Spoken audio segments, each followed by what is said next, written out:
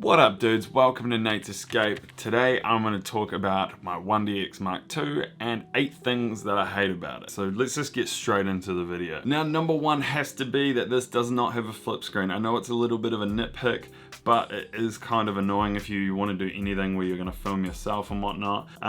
It would just help, it really would. There are fixes. You can use monitors and things if you only plan on filming inside, but for vlogging and being able to make sure you're in focus and whatnot, it would come in handy. Now this has absolutely amazing autofocus, so most of the time it gets it right, so it isn't that much of a big deal. Now number 2 on the list has to be these things here. These are actually CFast cards. This camera doesn't even take SD cards. It takes a CFast card, which is mainly used in film cameras. I'm guessing the reason why is because this camera uses motion JPEG and whatnot, and they're just really expensive. Like, to buy a decent CFast card, they're about $500, when buying a really decent SD card, like a decent size SD card, they're only about $80. And these things, like this is only like 128 gigabytes. This fills up so fast with the kind of format that this camera uses. Now that leads me to number 3, which is actually that this shoots all its 4K in motion JPEG. Now motion JPEG is just this format that is massive. Like, the file sizes are huge. You'll be shooting for say the day and you'll get back to your computer and it'll just be like bam, 128 gigabytes there and there. I've actually filled up this card a couple of times in like one day of shooting.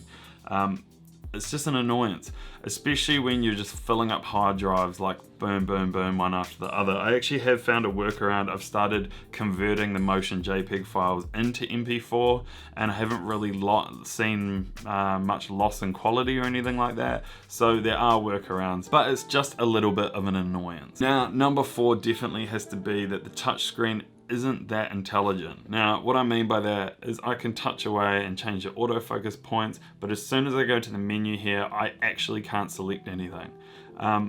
Even in this mode here, I can't change the aperture, I can't change the ISO, I can't even change the recording volume or anything like that. I mean, there's cameras like the 80D that are a lot cheaper than this that you are able to do all those things. It's just a little bit annoying, especially for a camera that costs this much. Now number 5 has to be that this thing has no Wi-Fi. I mean, if you want Wi-Fi, you have to buy an adapter that goes on the side of the camera, and it is $600. I mean, it's pretty ridiculous charging your customers $600 for a camera they've already spent so much on, especially when Wi-Fi is built into pretty much every camera today. Just anytime I want to use this with my phone or my computer or anything, I have to connect a cable. I would get, if those adapters were like $100, $150, I would have bought one, but not $600 or $800 or whatever. $600 was literally the cheapest I could find online anywhere. Number 6 has to be that this has no time-lapse mode. There's no inbuilt time-lapse mode. If you want to take a time-lapse and turn it into a video, you have to do it manually with an intervalometer and then match all the photos up later. There are cameras that are so cheap and they've been out for so long, and they had that built-in time-lapse feature that automatically turns it into a video in camera, or just sets them all as photos and you can do it later. It's so annoying that you need to carry around an intervalometer and then you need to match the photos up in post. So number 7 definitely has to be the 4K crop. Now in 1080p it'll use the whole sensor, and in 4K it'll kind of crop in, which is kind of annoying. I'm just gonna like straight up show you how it actually looks when you crop in from 1080p and then into 4K. So let's do it. So this here is actually 1080p. You can see how you can see my arms in the actual shot on the actual camera. And then I'm going to change it to 4K so you can actually see what I mean. Now this is the 4K crop. You can see that you can't really see my arms as much. Like, I'd have to hold the camera down like that to be able to see everything. I hope I'm doing this properly. Like, I hope you can get a good example from the crop, if you know what I mean.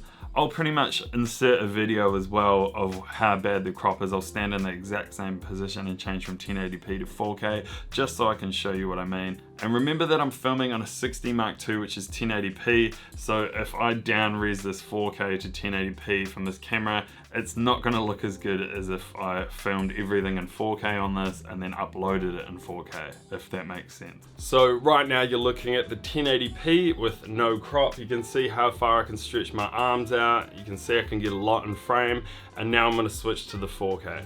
And this is 4K. Now you can see you can't get as much in frame. I'm holding my arms out and I'm in exactly the same position as I was before. I'm shooting on a 16mm lens, and you can tell there is a huge difference. Now last but not least, has to be pretty obvious because every YouTuber talks about it, but it's the camera weight. This thing weighs an absolute ton, and when I go back to my 60 Mark II or any other smaller camera, they literally feel like kids' toys. Like, this thing is so damn heavy. It also helps with being able to hold the camera steady when you're taking shots. There's something about it weighing a lot that I find it easier to get steadier shots, and I never drop it. When I use lighter cameras, I've actually almost dropped them multiple times. With this, I always feel like I'm never going to drop it. It's something to do with the weight. Even flicking it around right now, like I always feel like I'm going to drop it if I do that with other cameras. Another thing though is when you use this with a gimbal, it weighs a ton. Like, I'd much rather use a lighter camera on a gimbal than use this. Like, I get all the people that use like cinema cameras and things like that are going to be like, what are you complaining for? My camera weighs like double this. But your back will get sore when using this with a gimbal compared to other cameras.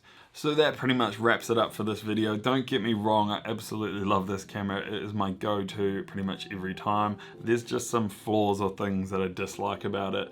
Now, let me know what camera you use down below. I don't even care if it's a smartphone. I literally reply to every comment on my YouTube channel, so hit me up. Make sure you like this video. If you liked it, make sure you click the subscribe button and click the bell button next to the subscribe button if you want to be notified anytime I make a video. And I'm gonna see if I nail this cap trick. Whoa, whoa, whoa, whoa, and I'm out.